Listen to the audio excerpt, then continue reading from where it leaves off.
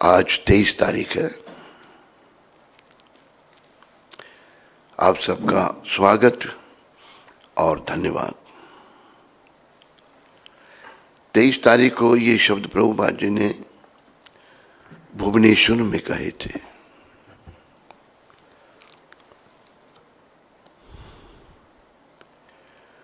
तो क्या कहा था गुरुदेव ने 23 तारीख को? 1977 इसी साल गुरुदेव धाम को गए थे। श्री कृष्ण जो भी कहते हैं वह सही है और बाकी सब गलत है। बस इस विषय में हमें कोई उलझना नहीं है। जैसे कहा है ना, दो प्रकार के हथौड़ा चलाने वाले होते हैं। एक होता है ब्लैक स्मिथ, लोहार। एक होता है सुनारा, जो सोने का काम करता है। वो कूटता रहता है धीरे धीरे धीरे धीरे।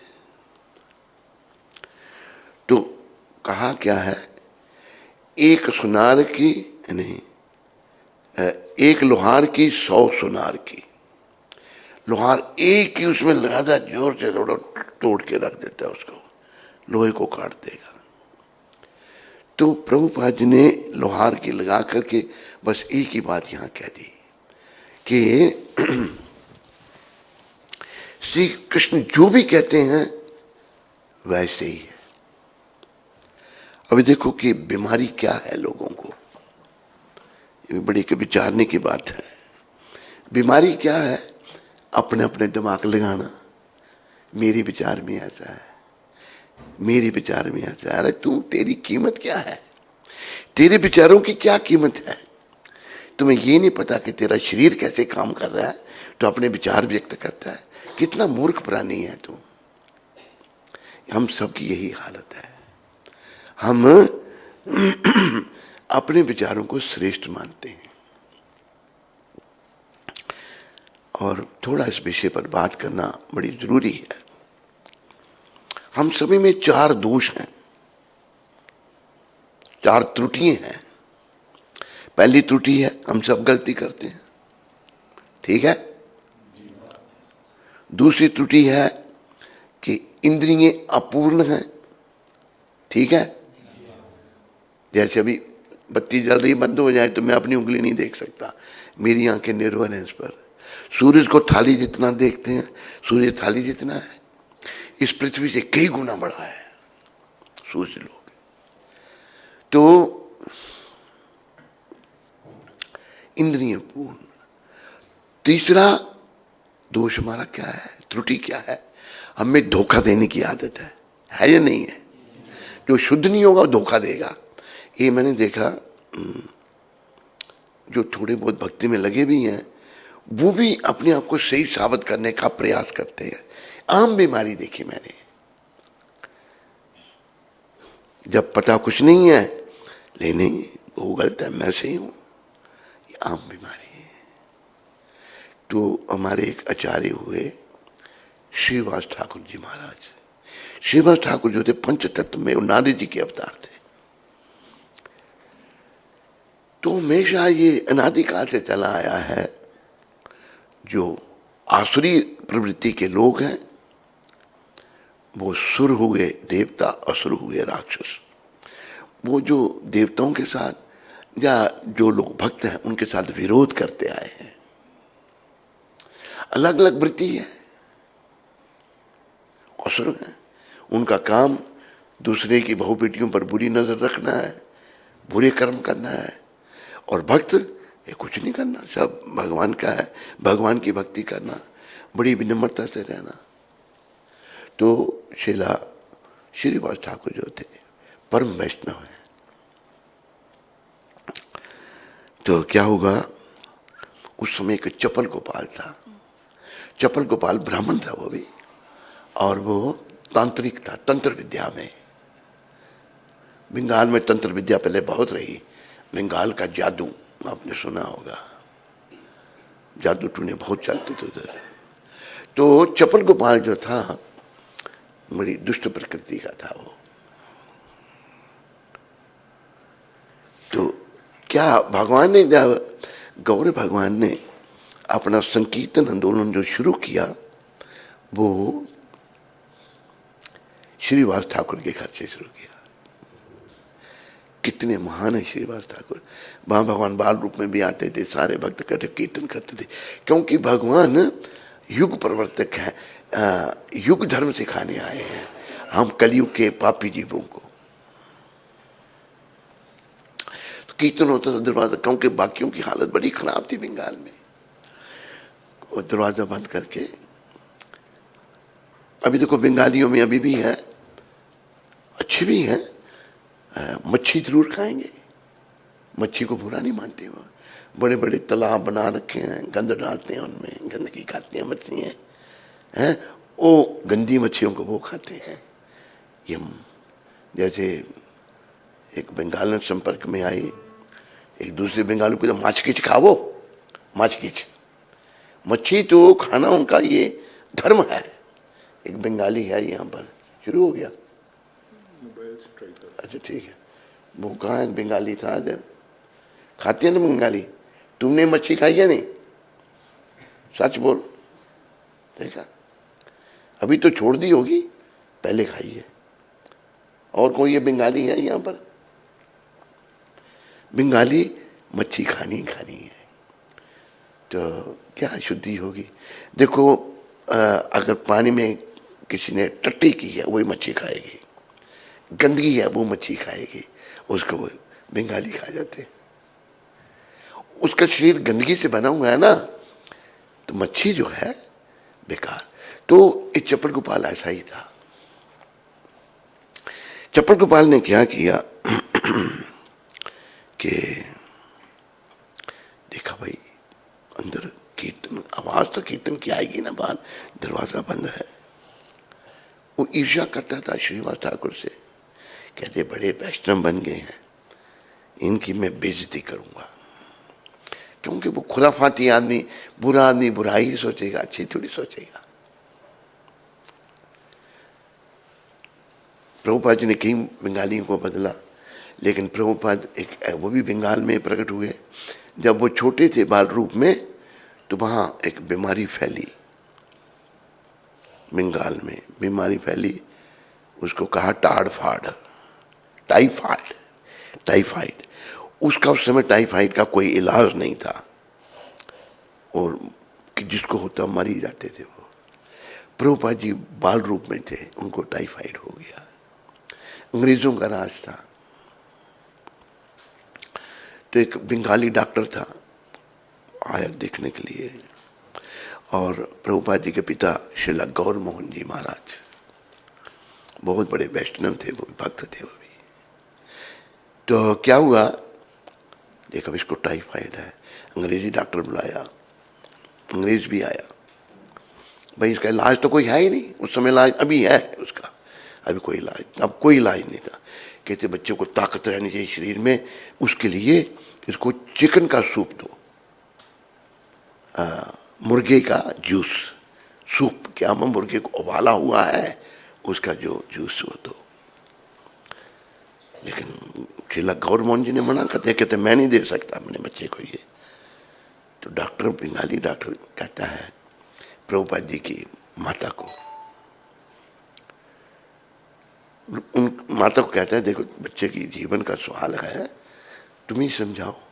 और रोने लगी वो। तो डॉक्टर कहते मैं घर से बना के लाऊंगा, बंगालियों खाते हैं सब। घर से चिकन सूप बना के लाया। प्रभुपाद जी बाल रूप में हैं, उनको चिकन सूप दिया जा रहा है, लेकिन उस अवस्था प्रभुपाद जी ने नहीं पिया, नहीं पिया, उगल दिया। ये है जन्मजात भक्त। भक्त तो कहीं भी प्रकट हो सकते हैं। बंगाल में हालत खराब थी बंगाल की। कृष्ण भगवान ने, कृष्ण चैतन्य महाप्रभु ने बड़ी कृपा करके अपने शुद्ध भक्त भेज दिए, अपने शुद्ध भक्त भेज दिए।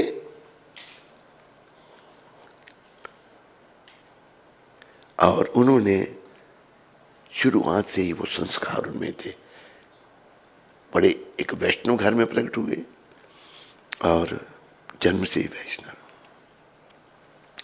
तो जब सूप ला रहे हैं, बाल बच्चा नहीं पी रहा सूप, प्रभुपाद बाल रूप में नहीं पी रहे हैं। आखिर गौर मोहन जी देख रहे हैं कि मेरे बच्चे को सूप ला रहे हैं, मेरी पत्नी ऐसा कह रही है, नहीं पिया जब तो आया, चलो सब छोड़ो। सदा भगवान के चरणों में, राधा गोविंद के चरणों में क्या किया, शिला गौर मोहन जी महाराज ने अपने बच्चे को उठाया और राधा गोविंद के विग्रह घर में रख दिया कि आपने ये दिया है, आप ही इसकी रक्षा करो। भगवान कितने साक्षात है, सदा विश्वास की बात है। जब सदा नहीं है तो कुछ भी नहीं है। गौर मोहन जी के हृदय में बड़ी श्रद्धा थी, शुद्ध भक्त थे भगवान, तभी तो ऐसी महान आत्मा उनके घर में आए और उनको चन्नामृत पिलाया, टाइफाइड ठीक हो गया। कई मर गए, कई लोग मर गए, उस समय बहुत मरे थे, प्रभुपाद ठीक हो गए, टाइफाइड ठीक हो गया। तो ये होती है शुद्ध भक्ति, और भक्ति से ही हमें भगवान मिल सकते हैं। इससे पहले क्या कह रहा था मैं, सब भूल गए, मैं भूल गया, सभी भूल गए, किसी को याद नहीं। तो हमें शुद्ध भक्त बनना है भगवान का।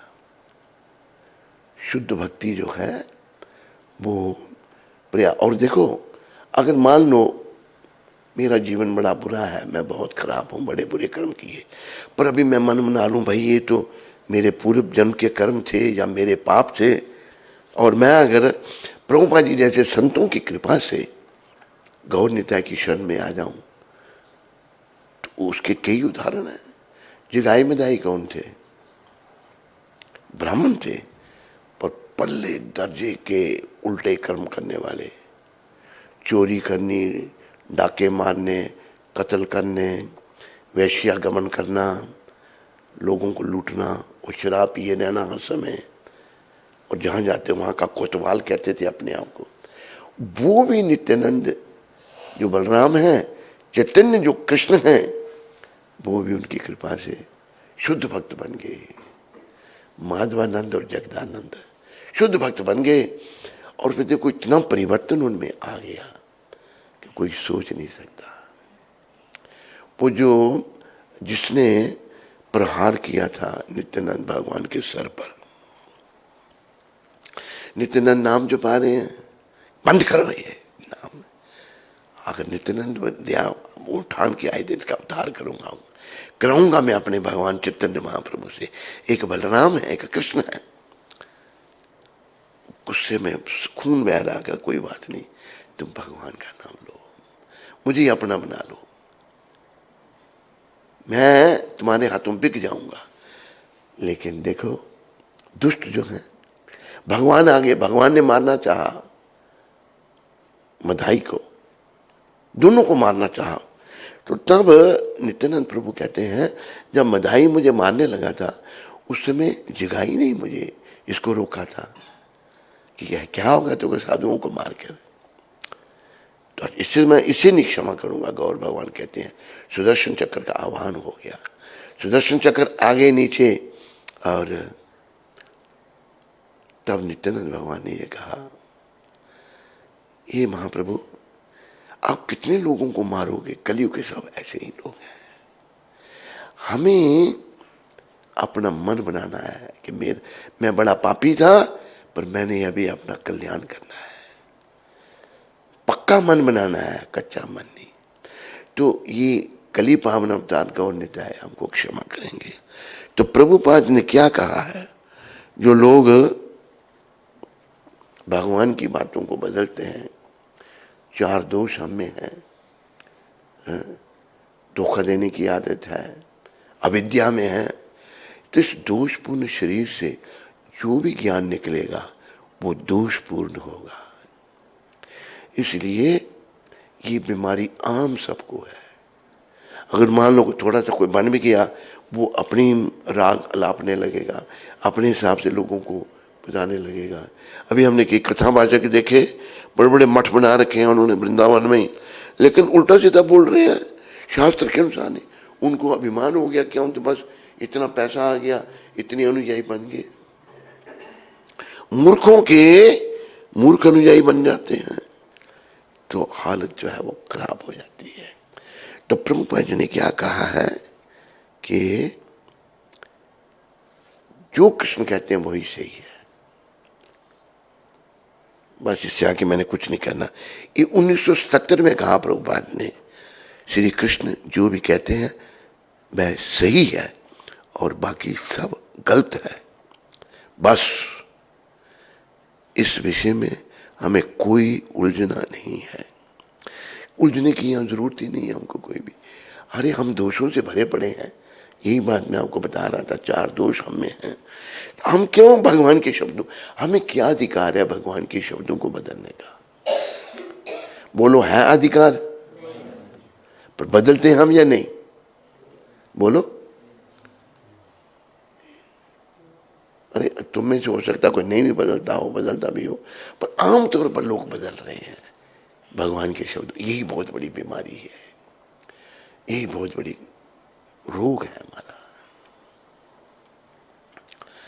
अभी एक बहुत बड़ा कथावाचक वो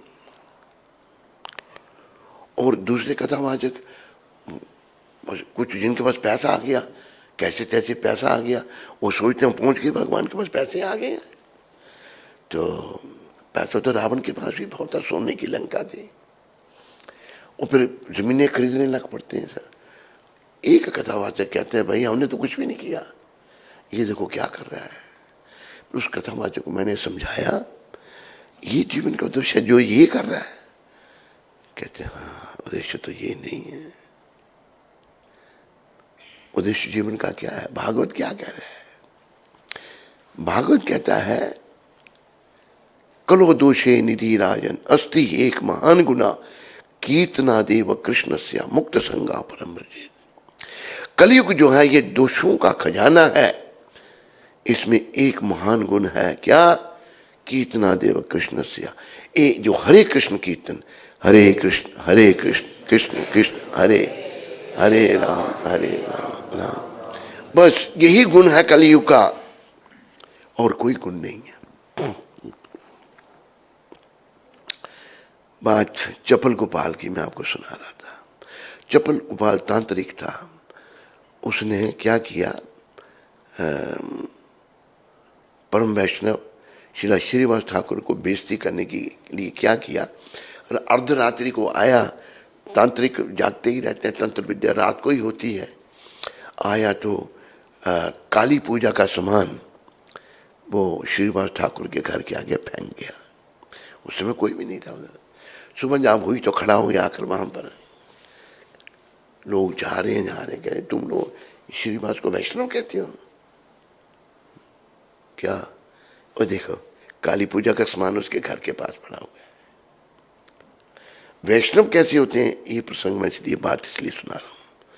देखो लोग एक दूसरे को देखें, मतलब बेइज्जती कर, और उतनी देर में श्रीवास ठाकुर को पता लगा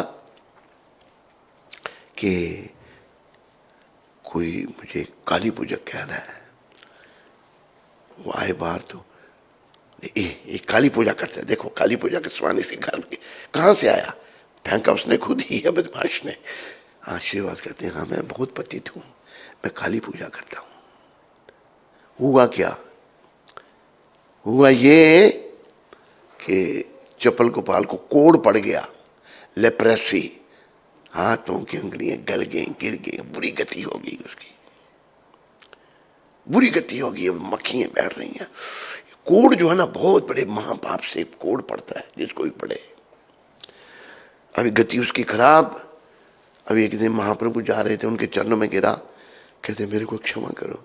भगवान कहते चल मैं तेरे को कैसे क्षमा करूं, तूने श्रीवास ठाकुर के चरण में अपराध किया है।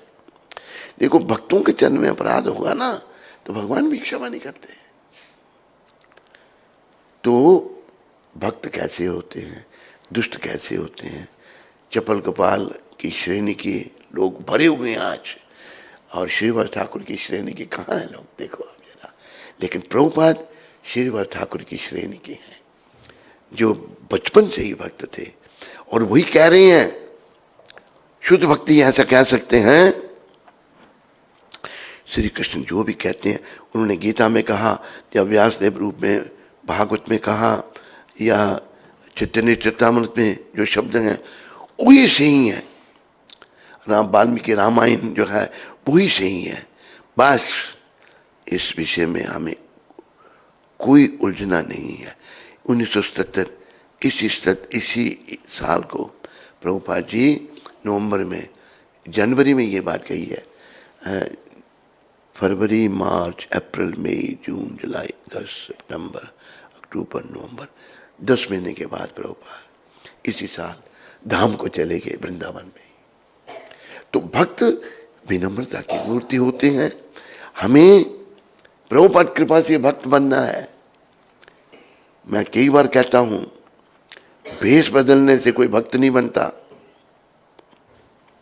कोई ये कहे मैंने भेष बदल लिया है, उनको कली चेला कहा है। कलियुग के चेले हैं ये। भेष तो बनाया वैष्णव वाला और काम सा उल्टे सीधे कर रहे हैं। बंगाल में बहुत हुए, औल बोल, सखी में थी क्या क्या, वो ऐसी जो अपसंप्रदाय, जो बस कली चेले सब अपने अपने ढंग से चल रहे हैं, जिनका खंडन भक्ति सिद्धांत प्रभुपाद ने किया और बताया ये सब कलियुग के है। अभी जैसे एक है, उन्होंने महामंत्र को बदल दिया। क्या किया उन्होंने? नित्य गौर राधे श्याम हरे कृष्ण हरे राम, हरे कृष्ण कृष्ण कृष्ण हरे हरे, हरे राम राम राम। उन्हें शॉर्ट कर दिया उसको, हरे कृष्ण हरे राम, नित्य गौर राधे श्याम। वो सोचते अपने आप को महान, पर शास्त्र के विरुद्ध है ये। नाम तो भगवान का है, लेकिन हमारे आचार्यों ने, प्रभुपाद ने कहा ये शास्त्र के अनुसार नहीं है। हमें शास्त्र को बदलने का कोई अधिकार नहीं है। भगवान वेद व्यास शक्त में अवतार हैं, कृष्ण से ही सब ज्ञान आ रहा है। कृष्ण वंदे जगत गुरु, तो कृष्ण ही सब ज्ञान के भंडार हैं, उन्हें अधिकार है, हमें कोई अधिकार नहीं है। लेकिन हम कलयुग के जीव जो हैं ये पाप कर्म कर रहे हैं और शास्त्रों को बदल रहे हैं, ये अच्छा नहीं। तो इस बात को ध्यान रखो आप सभी लोग कि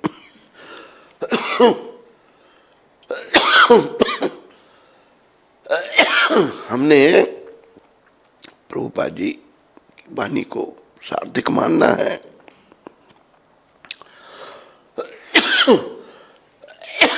कृष्ण के शब्दों को बदलना नहीं। ये बहुत बड़ा अपराध हो जाएगा। जब अपराध होगा तो फिर भक्ति नहीं बढ़ेगी। हमारा मलिन मन कह सकता है नहीं ऐसा, ये बेकार है, मैं सही हूं। होगा क्या? जो अपने आप को सही कह रहा है, हो सकता है जिसको बेकार कह रहा है वही सही साबित हो जाए। इसलिए हम इन बातों का ध्यान रखें। हरे कृष्णा हरे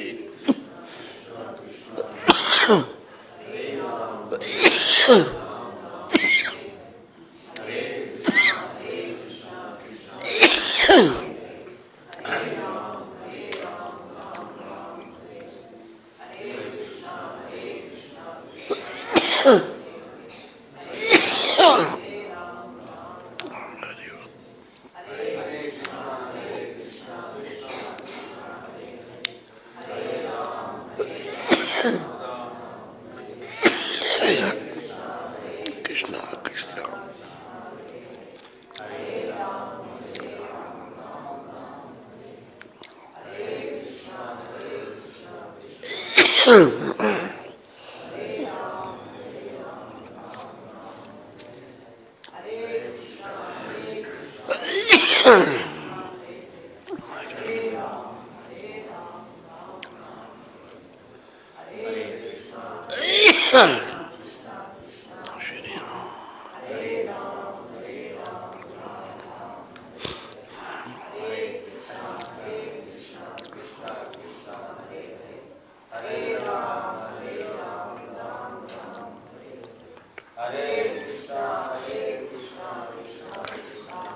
गोपाल गुरु नहीं है, गोपाल भट्ट गोस्वामी है। गोपाल गुरु किसने निकाला है? ठीक है ठीक है। अरे वो ये पढ़।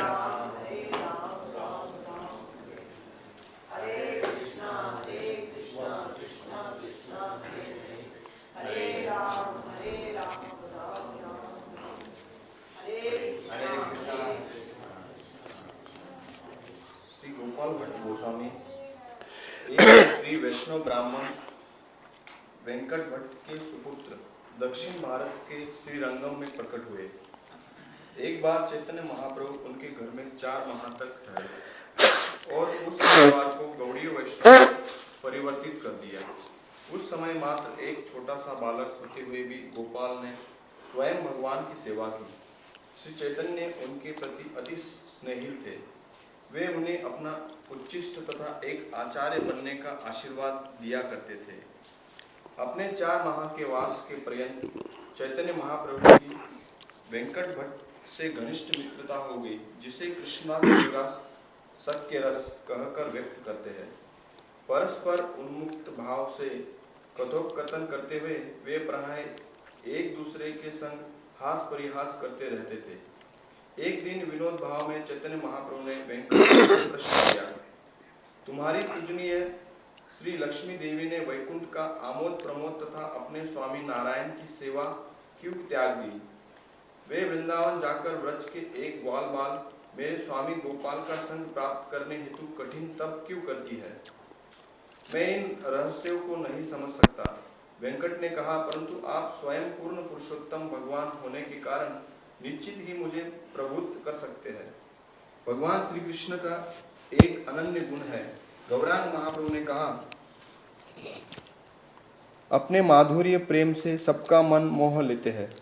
भगवान नारायण में केवल 60 दिव्य गुण हैं, किंतु श्री कृष्ण में 64 गुण हैं और वे सब उनके अद्वितीय गुण माधुर्य से संसिक्त है। पूर्ण पुरुषोत्तम भगवान श्री कृष्ण लक्ष्मी देवी के मन को मुग्ध कर लेते हैं, किंतु भगवान नारायण कभी भी व्रज गोपियों के हृदय को आकृष्ट नहीं कर पाते। व्रज लीला में एक बार श्री कृष्ण भगवान नारायण का छद्म वेश धारण कर गोपियों के समक्ष प्रकट हुए, जो उस समय श्री कृष्ण को खोज रही थी। भगवान नारायण को देखकर गोपियां बोली, हे भगवान नारायण प्रणाम, श्री कृष्ण कहाँ गए? क्या आपने उन्हें देखा? श्री कृष्ण के भगवत तत्व के ज्ञान से विहीन सहज भाव से श्री कृष्ण से प्रेम करने वाली गोपियों का अनुगमन कर व्यक्ति श्री कृष्ण को प्राप्त कर सकता है। श्रुतियों ने गोपी भाव में श्री कृष्ण की आराधना की। उनका पद अनुसरण कर उन्होंने गोपी देह प्राप्त कर रास लीला में श्री कृष्ण के संग नृत्य किया, किंतु लक्ष्मी देवी के रूप में अपने दिव्य स्वरूप को बनाए रखते हुए श्री कृष्ण के संग आनंद भोग करना चाहती थी। गोपियों के पादकों का अनुसरण किए बिना कोई भी श्री कृष्ण को प्राप्त नहीं कर सकता। ये भी बात ध्यान रखो, गोपियों की कृपा चाहिए कृष्ण प्राप्ति के लिए। चैतन्य महाप्रभु जो स्वयं कृष्ण हैं, वो क्या कह रहे हैं? गोपी भरत पद कमलयोर दास दासानुदास। गोपियों के दासों के दास हम बने, क्योंकि जैसी भक्ति ब्रज की गोपिकाओं ने की ऐसी किसी ने नहीं की। इसलिए कृष्ण भगवान जब वृंदावन से मथुरा आ रहे थे, गोपियां रथ के आगे लेट गईं। हे कृष्ण, आप स्वतंत्र ईश्वर हैं और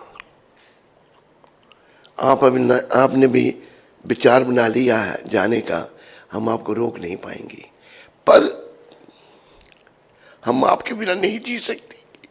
ये सच्चा भाव था गोपियों का। गोपियां कृष्ण भगवान के जो अखरोट लाए थे, रथ के आगे लेट गईं। ये रथ हमारे ऊपर से चला करके हम आपके दर्शन करके हमारे प्राण अंत हो गए। ये गोपी भाव। और महाप्रभु ने भी गोपी भाव के लिए ही भक्ति करने के लिए कहा है। और गोपियों की शिरोमणि राधा रानी है। अष्टसखियां हैं, उनमें ललिता विशाखा, फिर राधा रानी सबसे शिरोमणि है। तो हमें उनके चरणों में रोज प्रार्थना करनी चाहिए, हमें भक्ति दो आप। कितनी महान भक्त थी सारी ये राधा रानी, आप कितनी महान भक्त हैं कृष्ण की। अपनी कृपा करके हमें भी भक्ति का दान दो। श्री प्रबोधानंद सरस्वती से दीक्षा लेने के उपरांत गोपाल भट्ट वृंदावन चले आए तथा श्री रूप एवं श्री सनातन गोस्वामी के प्रिय मित्र बन गए।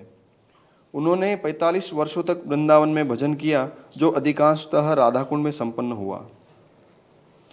राधा कुंड भी पास हुई है यहाँ से। तीर्थ यात्रा करते हुए उन्हें 12 शालिग्राम शिलाएं प्राप्त हुई। उत्तर काल में दामोदर शिला ने स्वयं को रम्य राधारमन अर्चा विग्रह के रूप में प्रकट किया। सन 1542 से श्री राधारमन जी का पूजन शुद्ध भक्ति भाव से शास्त्र विधिनुसार नियम निष्ठापूर्वक चला आ रहा है। चैतन्य महाप्रभु ने गोपाल भट्ट को एक ग्रंथ रचने का आदेश दिया, जिससे वैदिक भक्ति का उपेक्षा तथा छदम प्रेम रसों के प्रचार को रोका जा सके। श्री सनातन गोस्वामी के समर्थन से उन्होंने हरि भक्ति विलास का संकलन किया, जो गौड़ीय वैष्णव संप्रदाय की विधियों एवं भक्ति साधन अभ्यास की व्याख्या करने वाला प्रामाणिक ग्रंथ है। उन्होंने सतक्रिया दीपिका तथा श्री जीव गोस्वामी कृत षड संदर्भों की रूपरेखा की भी रचना की। वे श्रीमती राधा रानी की अष्टमंजरियों में से एक गुण मंजरी के रूप में उनकी नित्य सेवा में रत है। उनकी समाधि राधा रमन जी मंदिर परिसर में अर्चा विग्रह की प्रकट स्थली के पीछे अवस्थित है। श्री गोपाल भट्ट गोस्वामी ने गोपीनाथ को दीक्षा दी, जिन्होंने आजीवन ब्रह्मचरी रहकर आयुर्पर्यंत राधा रमन जी की सेवा की। गोपाल भट्ट गोस्वामी ने श्री निवास आचार्य तथा उनके अन्य निष्ठावान वैष्णवों को भी दीक्षा दी। श्री गोविंद घोष वार्षिक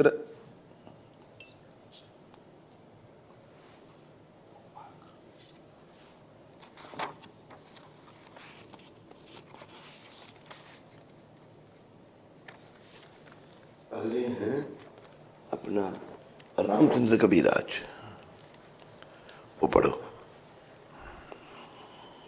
श्री चिरंजीव सेन चैतन्य महाप्रभु के नित्य पार्षद के पुत्र रामचंद्र कविराज श्रीखंड में प्रकट हुए। रामचंद्र कविराज अतिशय शुद्ध चित्त, सुरूप, बुद्धिमान, स्फूर्तिवान व उत्साही थे। एक जीवनी लेखन का कहानी है। यद्यपि वे विवाहित थे, रामचंद्र एवं उनकी पत्नी रत्नाला में कोई भौतिक आसक्ति नहीं थी। वे श्री चैतन्य महाप्रभु की प्रेम सेवा में पूर्णतया आलिप्त रहते थे। उनकी कोई संतान न थी। उन्होंने अटल भक्ति भाव से अपने गुरुदेव श्री निवास आचार्य की सेवा की। रामचंद्र कविराज श्रीनिवासाचार्य के शिष्य थे। श्रीनिवासाचार्य भी बड़े महान थे। और देखो अभी गृहस्थी थे, लेकिन कोई आसक्ति नहीं एक दूसरे में। आज गृहस्थ जीवन क्या है, बस आसक्ति से भरा पड़ा है। गृहस्थ जीवन में आदमी ने, अभी देखो भगवान राम ने क्या उदाहरण, अब सीता माता वनवास में गई, कोई संबंध नहीं, कोई कुछ नहीं। जब वनवास से आए, फिर राज सिंहासन पर विराजमान हुए, फिर 2 पुत्र लव और कुश प्रकट हुए। तो ये हमारी संस्कृति है, लेकिन दुर्भाग्य से बदेशियात घुसती जा रही है। बालक बालिकाएं दूषित हो रहे हैं, नरकों में जाने की तैयारी कर रहे हैं। लेकिन इन पूर्ववर्ती आचार्यों की कृपा से, प्रभुपाद कृपा से, रामचंद्र कविराज महाराज जैसे वैष्णवों की कृपा से, गोपाल भट्ट जैसे गोस्वामियों की कृपा से हम लोग नरकों में जाने से बच सकते हैं। सभी प्रयास करो और जीवन को सफलता के पथ पर आगे बढ़ाओ। वृंदावन में श्री जीव गोस्वामी ने उन्हें कविराज की उपाधि प्रदान की। उन्होंने निम्नांकित सुंदर पद की रचना की। प्रकाशिला महाप्रभु हरे कृष्ण मंत्र प्रेमे रवदर करी वरिल संसार अंध अवधियत करे पर्श बिंदु न पड़िल मुखे रामचंद्र दास। श्रीमन महाप्रभु इतने कृपामय है कि उन्होंने अभिमय हरे कृष्ण मंत्र प्रकाशित किया। यह पावन नाम समस्त जीवों का जन्म मृत्यु के चक्र निमस्त लोकों तथा नरक से मुक्त करेगा। यह पवित्र नाम जीव को राधा माधव के दिव्य प्रेम का रस प्रदान करेगा। चाहे नेत्रहीन हो अथवा मुख, कोई भी इस प्रेम प्लाव के में डूब सकता है। इस प्रकार चैतन्य महाप्रभु ने सबको भगवत प्रेम से संभृत कर दिया है, किंतु रामचंद्र दास इतना अभागा है कि वह उस अमृत की एक बूंद का आस्वादन भी नहीं कर सका।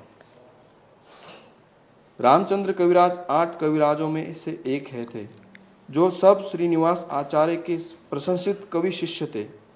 रामचंद्र ने स्मरण दर्पण, स्मरण चमत्कार एवं सिद्धांत चंद्रिका की रचना की। उन्होंने व्यापक रूप से प्रचार किया तथा उनके शिष्य दीक्षित किए। नरोत्तम दास ठाकुर एवं रामचंद्र अच्छे मित्र की भांति साथ रहे। नरोत्तम दास ने लिखा है, दोया कोरे श्री आचार्य प्रभु श्रीनिवास रामचंद्र संग मांगे नरोत्तम दास। हे श्रीनिवास आचार्य प्रभु, कृपया मुझ पर करुणा करे। नरोत्तम दास सर्वदा रामचंद्र कविराज के संग हेतु प्रार्थना करता है। दोनों भक्त हैं, रामचंद्र कविराज महाराज और अपना नरोत्तम, दोनों परम वैष्णव हैं। वैष्णव का संग मांगता है। दया करो श्री आचार्य प्रभु श्रीनिवास के चरणों में प्रार्थना है, रामचंद्र संग मांगे नरोत्तम दास। बोलो श्री रामचंद्र कविराज महाराज की जय। और है उनका जीवन है? एक पैराग्राफ पढ़ो। व्रजलीला में वे कर्ण मंजरी के रूप में श्रीमती राधा रानी की सेवा करते हैं। उनकी समाधि धीर समीर कुंज में श्रीनिवास आचार्य की समाधि के साथ ही है। श्री रामचंद्र कविराज महाराज की। आज के दिन वो धाम को गए थे रामचंद्र कविराज महाराज, और अपना गोपाल भट्ट जी आज के दिन प्रकट हुए थे, तो उनकी स्मृति में ये भजन गाया जाता है।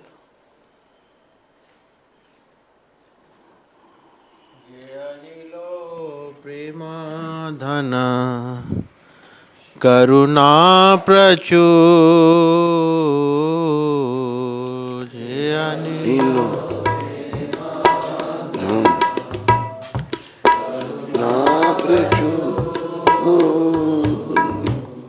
हेनो प्रभु को था गिला आचार्य ठाकुर। हेना प्रभु को था गिला आचार्य ठाकुर। कहा मोरा स्वरूप रूप कहाँ सनातन। कहाँ स्वरूप कहाँ सनातन। कहा दास रघुनाथ पतित पावन। कहा दास रघुनाथ पतित पावन। कहा मोरा भट्ट जुगा कहाँ कबीरा। कहाँ मोरा युगा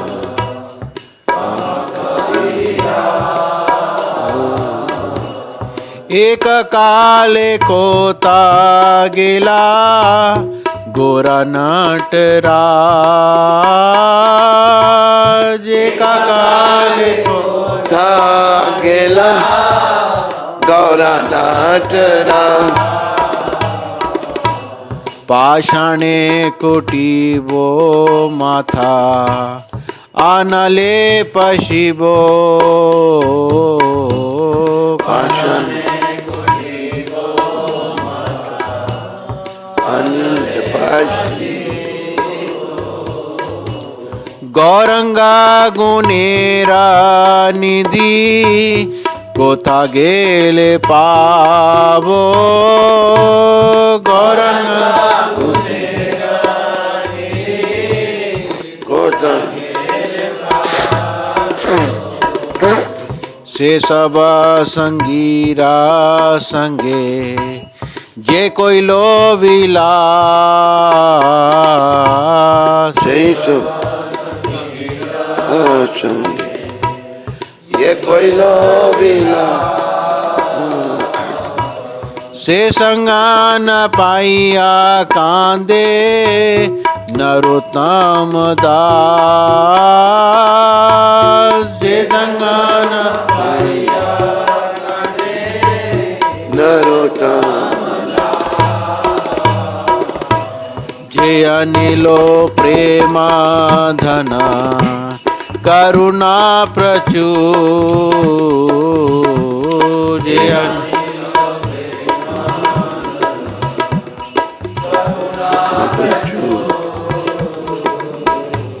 हे न प्रभु को था गेला आचार्य ठाकुर हे न प्रभु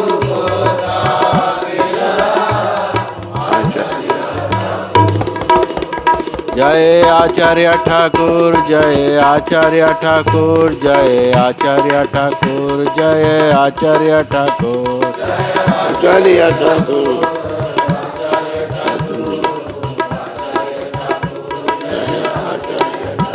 शिला रामचंद्र कविराज आचार्य ठाकुर शिला रामचंद्र कविराज आचार्य ठाकुर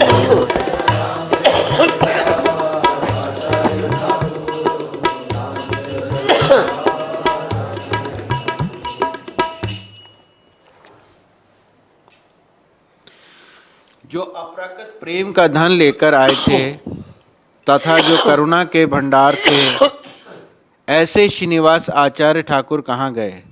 मेरे स्वरूप दामोदर और रूप गोस्वामी कहाँ हैं? सनातन कहाँ हैं? पतित पावन रघुनाथ दास कहाँ हैं? मेरे रघुनाथ भट्ट और गोपाल भट्ट कहाँ हैं? और कृष्णदास कविराज कहाँ हैं? महान नर्तक श्री गौरांग प्रभु एकाएक कहाँ चले गए? मैं अपना सिर चट्टान में मारकर फोड़ डालूंगा और अग्नि में कूद पड़ूंगा। सभी दिव्य गुणों के निधि स्वरूप गौरांग प्रभु को मैं कहाँ पाऊंगा? गौरांग प्रभु एवं उनके साथ लीला करने वाले संगियों का संग ना पाकर नरोत्तम दास मात्र रो रहा है। आज शिला रामचंद्र कविराज महाराज धाम में गए हैं और गोपाल भट्ट महाराज जो हैं वो प्रकट हुए हैं। बस इन वैष्णवों के चरणों में यही प्रार्थना करो, हमें भक्ति दे दो ताकि हमारा भी ये आवागमन जनमन का चक्कर समाप्त हो और हम अब सब आपके श्री चरणों की गौलोक धाम में आके सेवा करें। बोलो अनंत कोटि वैष्णविंद की, बोलो श्री रामचंद्र कविराज महाराज की, बोलो श्री गोपाल भट्ट कविराज श्री गोपाल भट्ट गोस्वामी महाराज की जय, बोलो पतित पावन श्रील प्रभुपाद की जय। सबका धन्यवाद। हरे कृष्ण।